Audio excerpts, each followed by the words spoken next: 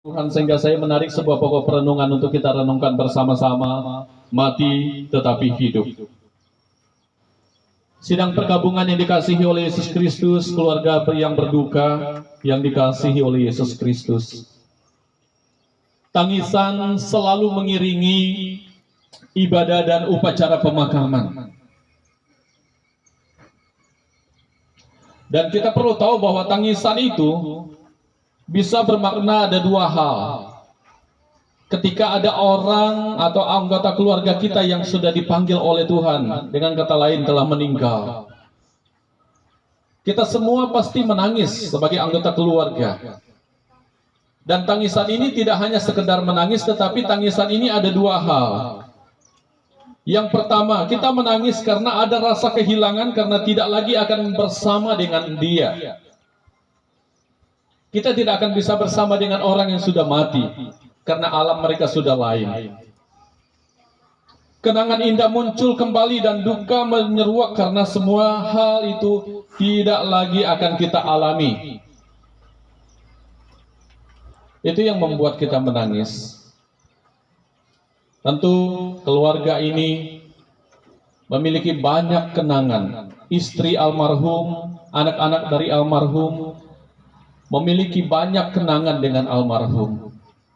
Dan itu hanya tinggal kenangan dan tidak akan terulang lagi karena dia sudah dipanggil oleh Tuhan lewat kematian.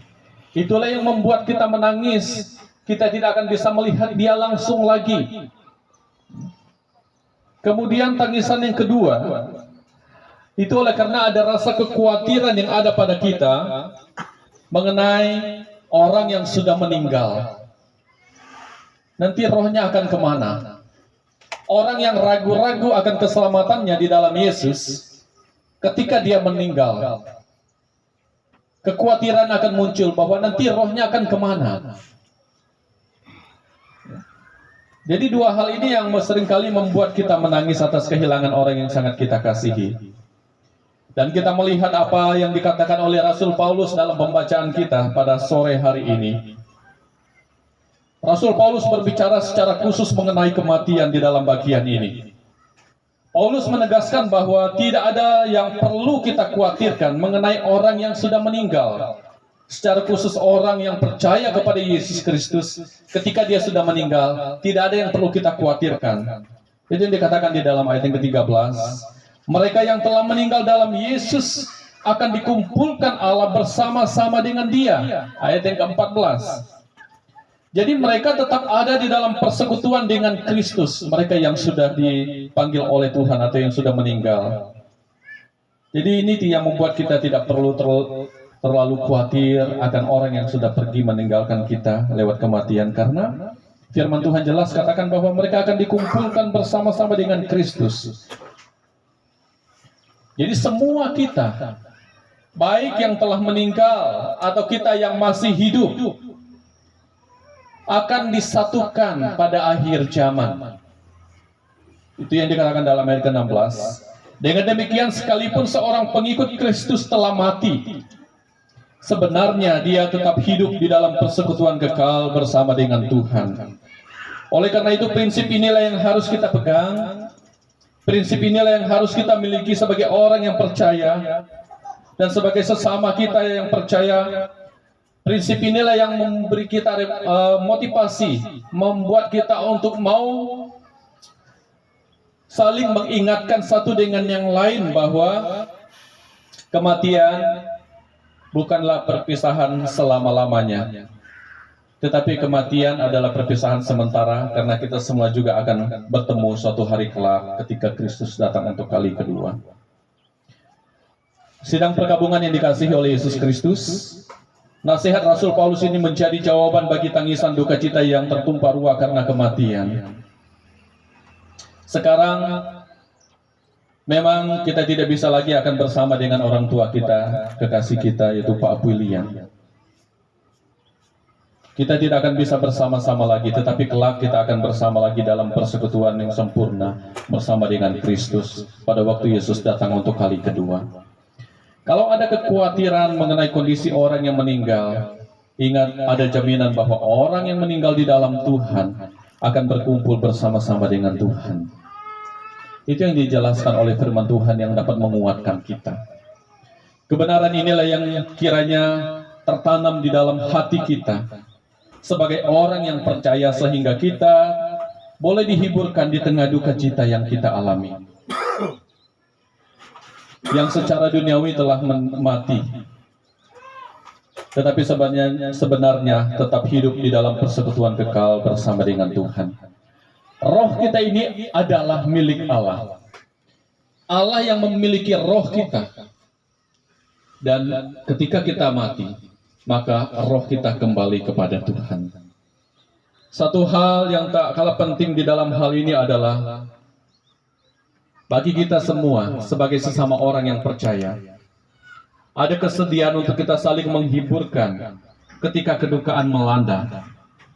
Inilah yang harus kita lakukan sesama orang percaya. Kita harus saling menguatkan. Kita harus saling menghiburkan ketika ada yang mengalami duka cita. Persekutuan bukan hanya sekedar ibadah dan doa.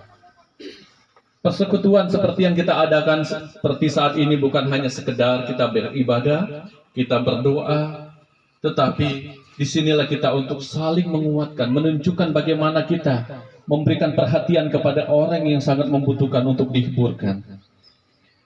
Persekutuan juga boleh berarti bahwa kepedulian untuk memberikan penghiburan kepada orang yang membutuhkan. Dengan demikian, Bapak Ibu sidang perkabungan yang dikasihi oleh Yesus Kristus, duka yang mendalam tetap bisa kita tanggung, oleh karena yang berduka tahu bahwa dia tidak sendirian. Ada orang-orang percaya yang lain, ada bersama-sama dengan dia, menghiburkan dan menguatkan.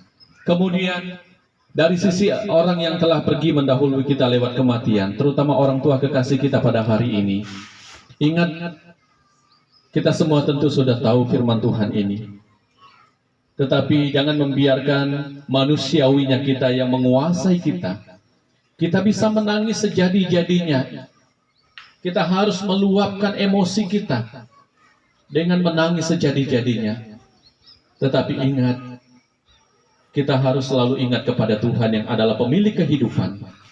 Bersandar kepada Tuhan.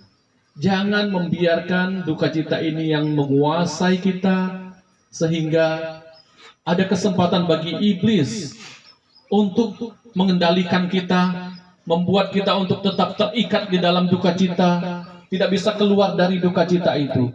Tetapi ingatlah kepada Tuhan yang adalah sumber penghiburan. Maka Tuhan akan memberikan kekuatan kepada kita, mampu melewati hari-hari yang sulit yang tentunya sedang dialami oleh keluarga kita di tempat ini. Pesan firman Tuhan buat keluarga kita yang berduka saat ini. Pak Apuilian, orang tua kekasih kita, sudah ada bersama-sama dengan Tuhan. Kita selalu mengatakan bahwa dia sudah bebas dari sakit. Dia sudah sembuh dari sakitnya, tidak pernah mengalami sakit lagi. Kita selalu mengatakan itu, tetapi kita harus juga ambil itu di dalam hati kita. Sehingga itulah yang memampukan kita, menguatkan kita untuk melewati duka cita ini.